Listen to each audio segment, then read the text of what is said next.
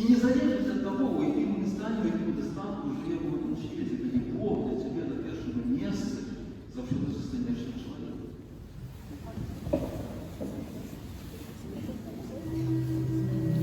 Разрешите от себя лично еще раз всех поздравить с 420-летием прихода святого Казимира, пожелать всем крепкого здоровья, веры, надежды. Сутностью, верующих, не только Бог и христианство, и інших, не завжди, так і казали з вами, чоловік щиро вірить в Бога, це завжди дає своє роди і життя в громадстві, і допомагає.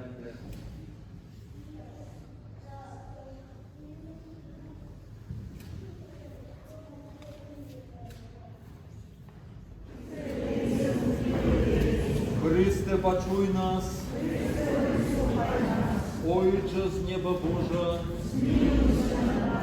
Сыне Откупитель свету Божа,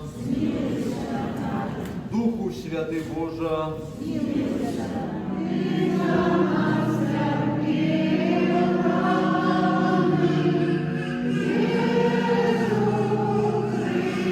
Христе,